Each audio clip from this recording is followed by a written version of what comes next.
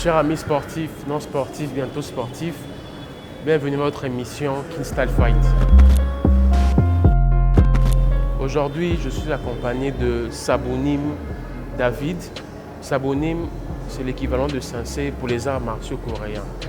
Nous nous retrouvons ici à la salle Champions Academy, qui est située derrière Station Marcampagne. On est venu découvrir une discipline qui est le taekwondo ITF traditionnel. Nous allons donner la parole à Sabonim David pour d'abord qui se présente, qui parle de la discipline justement qui est taekwondo, et ensuite on aura quelques questions qu'on va vous poser aussi par rapport à votre discipline. Bonjour, je m'appelle David Tamboué, je suis pratiquant du taekwondo en général, mais je suis beaucoup plus spécialisé avec le taekwondo ITF qui est la Fédération internationale de taekwondo. Nous sommes régis d'un patrimoine traditionnel coréen, c'est ainsi qu'on dit ITF traditionnel taekwondo. Je suis ceinture noire, 4e dan, instructeur international avec évidemment matricule international dont je peux pas répéter. Ok, est-ce que vous avez un mot à dire sur justement le taekwondo? Parce que je remarque qu'il y a une différence de la manière dont c'est écrit avec le taekwondo qu'on connaît en fait. Est-ce que vous avez un mot à dire par rapport à cela? Pourquoi est-ce qu'il y a un trait d'union entre taekwondo et do? Ok, merci. Évidemment, il y a toujours une différence parce que quand le grand maître General Choi, qui est le fondateur de l'art taekwondo en général, quand il a créé cela, il a voulu exactement tourner sur la signification et les différences de tout le point en général de la vie. Alors, quand il définit d'abord le taekwondo lui-même, il définit le taekwondo comme un art, une mode de vie. Du côté art, il est défini comme un art martial coréen, défense de poing, de coup de pied. Et alors, il veut faire cette différence. Le mot do qui signifie une voie. Japonais, ils peuvent dire école, tout ça. Il a voulu faire la différence entre le parti du corps qui est le tai, le coup de pied, le kwan qui est le poing, qui est l'ensemble de parties du corps en mettant une voix dedans. Donc quand on veut différencier cela, on dit la voix de coup de pied et de coup de poing. Cela ne doit pas être un seul mot. Il a voulu définir cela. Quand on veut élargir, il définit simplement que la vie se mène de beaucoup de obstacles, de cycles de la vie. C'est ainsi qu'il n'a pas voulu mettre cela ensemble. Même quand vous voyez avec l'art martial japonais qu'on dit karaté, on dit karaté-do. C'est deux mots séparés. Je pense que je suis correct, c'est cela.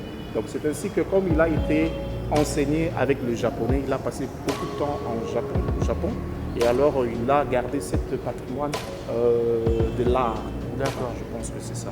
D'accord. Et selon vous, quelle est la particularité du taekwondo ITF en termes d'enseignement? Qu'est-ce qui le distingue d'autres arts martiaux? Ok. Le général Choi, qui est notre patrimoine, quand nous enseignons avec l'ITF, nous avons cette légalité de parler de lui, parce que ça parle de lui. On ne peut pas enseigner un art sans avoir l'explication de son fondateur. Alors la différence avec d'autres arts, c'est ce que tu as dit, okay? Elle est un art martial et une mode de vie. Donc on ne peut pas séparer les deux. On ne peut pas séparer les deux. Nous avons commencé le taekwondo il y a des années avec d'autres organisations, fédérations, WT, Koryokyon, et ainsi de suite. Mais quand nous avons pu découvrir qu'est-ce que c'est le taekwondo et son propre origine, nous constatons que nous vivons de cela.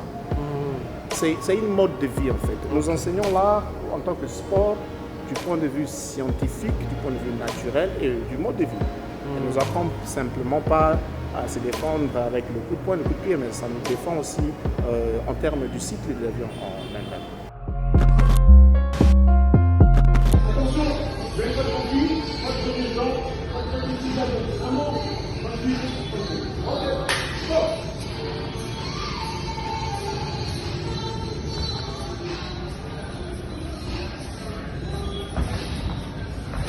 Bien, bien. Très bien.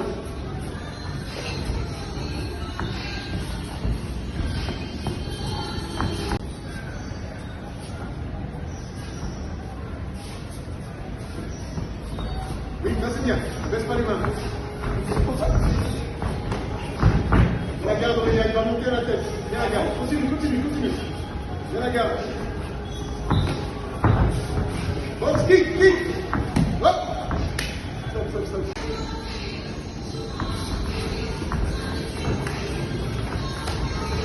Ok, la garde, Aurélien. Et puis le kick. Voilà. Et puis tu te déplaces. Bien. Tu bouges. Garde la main levée. Garde la main levée. Et puis tu bouges, bouge, bouge, bouge. Voilà.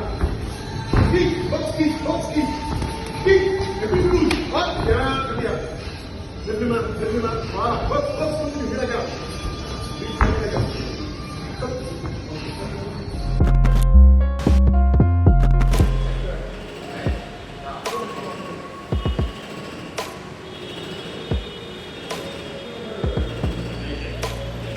Ça rime doucement. Chez nous, il n'y a pas d'instruction. Voilà. On tient les orteils. Fais un effort. Que ces jambes soient croisées.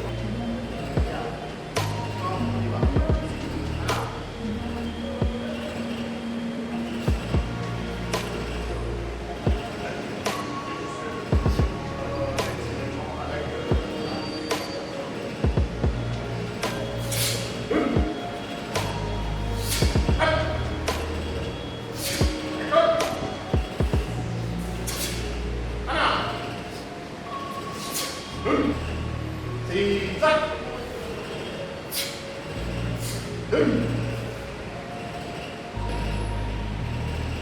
On move.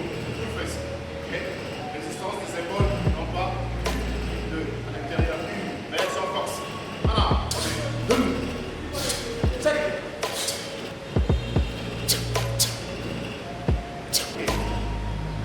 Différent. Il n'y a pas de puissance ici. Bien que j'utilise ma force. Vous sentez, mais il n'y a pas de puissance en fait, parce que mon corps n'est pas en mode relax. La masse ne descend pas assez. Par contre, si je suis là, ok, je maximise la puissance. Donc, bon. 1, 2, ok. Activement pour gagner. 1, 2, 7, 8, 9. Bon, tu gagnes. Un point plexus solaire. 1, 2, 7, 8, 10. Ok. So, bonne swinging. 3 coups de poing. 7, 8, 10. Yo. Kilo. Hello. Up. Yo.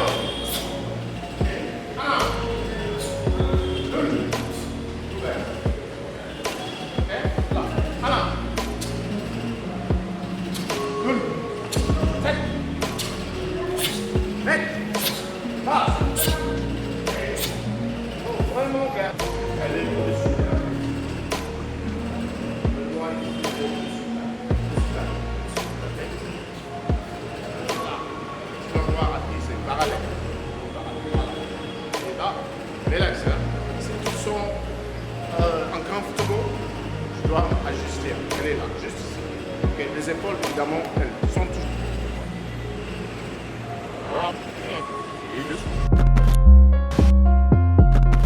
Qu'est-ce que vous trouvez de particulier dans le taekwondo qu'il n'y a pas par exemple dans le karaté? taekwondo ITF. Ok. Quel est vraiment un élément qui peut distinguer, selon vous, les deux disciplines vraiment? Ok. D'abord, en tant qu'instructeur, il m'est interdit de faire ce genre de comparaison. Ok, parce que chaque discipline ou sport ou art martial a ses particularités. Si je peux donner un point de vue ou un conseil, c'est que je sais qu'on dit en anglais « I do embrace ». J'accepte tout ce qui vient avec le taekwondo traditionnel. J'accepte tout ce que ce soit difficulté, challenge ou obstacle, j'accepte cela. Okay. Et évidemment, du côté mental, parce que c'est là où se focalise beaucoup de choses, du côté mental. Parce qu'il arrive à un certain point de la vie, tout ce que nous faisons, on arrive à être buté à des difficultés. Alors, ce que nous enseigne le taekwondo ITF traditionnel, c'est de jamais abandonner. Okay. Et parmi le principe, nous disons esprit indomptable. Donc, on peut arriver à des points où on a une blessure, on a une fracture, et ça nous empêche de pratiquer en temps plein. Mais en regardant ce principe-là, l'esprit indomptable, cela me réveille de ne jamais abandonner. D'accord. Autant que je conseille les élèves ou les instructeurs, le point commun entre l'instructeur et l'élève, c'est de ne jamais abandonner. Selon vous, qu'est-ce qui peut inciter à quelqu'un, un non-pratiquant, à choisir de faire le taekwondo ITF au lieu d'aller faire notre discipline? Okay. Quels sont les bienfaits qu'ils peuvent tirer du taekwondo ITF éventuellement et bien spécificité qui ne tiraient pas d'autres disciplines par exemple? Ok, belle question. Donc, tant difficile à répondre. Okay. En tant qu'instructeur, ce que j'ai toujours recommandé, c'est que nous enseignons les enfants non seulement le sport physiquement, nous les enseignons la science, nous les enseignons la mode de vie. Ce n'est pas forcément pratiquer le taekwondo ITF qui fait de toi une personne forte, physiquement, non. Ça fait de toi une meilleure personne en général. Okay. Nous avons parmi le tenet ou bien le serment de taekwondo, elle nous demande de construire un monde meilleur. Alors en pratiquant le taekwondo ITF, nous apprenons aux élèves, aux enfants, aux adultes, à tout le monde de construire un monde meilleur. Son environnement, du point physique, mental, éducatif. Donc le taekwondo ITF, comme je disais, elle est vraiment complexe. Elle fait partie d'un système éducatif. Non pas seulement la bagarre, simplement. On a beaucoup de sciences qu'on enseigne et qui est vraiment qui va de pair avec ce que les élèves apprennent à l'école. Donc c'est ça en fait. Justement, on est large. Justement, en parlant de sciences, c'est un des constats que j'ai fait sur le taekwondo ITF. Il y a la notion de sine wave en fait. Est-ce que vous avez un mot à dire sur cette notion-là? C'est parmi les 5 éléments qui composent les 6 éléments qui composent la théorie de la puissance, qui est un mouvement ou une méthode scientifique enseignée par Newton, un physicien. C'est la particularité de l'ITF. Le sine wave qui est simplement un mouvement de haut et bas dont nous faisons tonalité en enseignant le taekwondo, mais je te dirais que le sine wave se pratique, en fait, elle sévit partout. Je donne un exemple, quand je marche complètement comme ça, je ne suis pas statique. J'ai un mouvement qui monte, qui descend. Et quand le grand maître fondateur, General Choi, enseignait le sine wave, il dit la vie est faite de haut et de bas. On a un yin, un yang, on a une journée et on a la nuit, on a un soleil, on a la lune, on a la vie et la mort. Alors quand il faut définir le sine wave du côté scientifique ou général, c'est simplement le mouvement de haut et de bas. Okay? Ok, nous descendons, nous montons. Ça fait partie de la vie. On ne peut pas, la vie n'est jamais en ligne droite. En ligne droite, impossible. Elle est impossible. La vie, elle est comme ça. Demain, vous rigolez, demain, vous pleurez, ainsi de suite. C'est ça, en fait. La signification du sine wave. C'est ça, la signification du sine wave. Elle est vraiment scientifique. Mais autrement aussi, je vois que par rapport à l'accoutrement, vous portez une tenue aussi, nous portons une tenue assez spécifique. Et d'ailleurs, vous avez des galons. Qu'est-ce que ça veut vouloir dire? Est-ce que ça a un sens? Oui. Donc, d'autant les questions sont difficiles à répondre, d'autant elle est facile. Donc ça revient aux questions précédentes que tu m'as posées. Il n'y a rien sans signification en taekwondo ITF traditionnel. Tout a une définition. D'autant que la vie a une définition. Lundi a une signification, dimanche a une signification. La tenue, elle est simplement blanche pour montrer la pureté ou l'innocence de cet art. Et les différences entre mon dobok et la tienne, elle est que je suis 4e dan, instructeur international. Comme l'art taekwondo traditionnel est régi d'un système militaire dont son fondateur était un général de l'armée coréenne et japonaise, alors il a instruit, il a gardé le même règlement des galons militaires. Si vous constatez, vous verrez, il y a une couleur jaune, il y a noir, il y a blanc et il y a jaune. C'est là exactement prouve mon grade. Quatrième. Non, c'est pas 4e. Instructeur international. D'accord. Vous avez ces galons, vous avez les barrettes noires. Vous pouvez être 4e dan sans pourtant être instructeur international. Parce que il y a des formations de devenir instructeur international qui vous permet d'enseigner à l'extérieur du pays. C'est ainsi qu'on met cela. Le jaune, évidemment, qui signifie en taekwondo, c'est la plantation d'un seed, d'un grain, avant la maturité. C'est ça la signification de la jaune. La noire, évidemment, ça représente le danger, l'obscurité. D'accord. Et la blanche qui signifie l'innocence ou la pureté. Donc, cela, en global, ça me permet d'enseigner une ceinture blanche, une ceinture de couleur. La jaune représente toutes les ceintures de couleur. Et la couleur noire représente, je suis capable d'enseigner les ceintures noires moins gradées que moi à partir de 3e jusqu'à la 1re dan.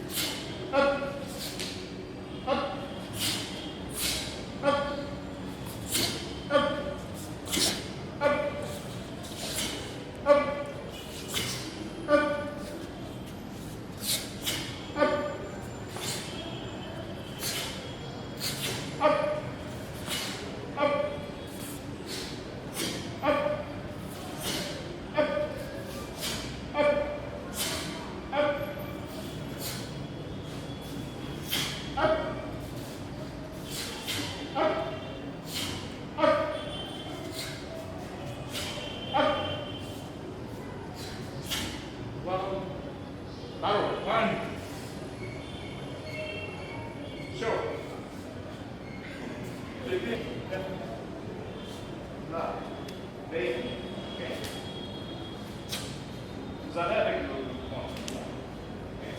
Pas faire le point. Vous allez là. Là. Son calme. Yep, son calme. Et là, 1, 2, 3,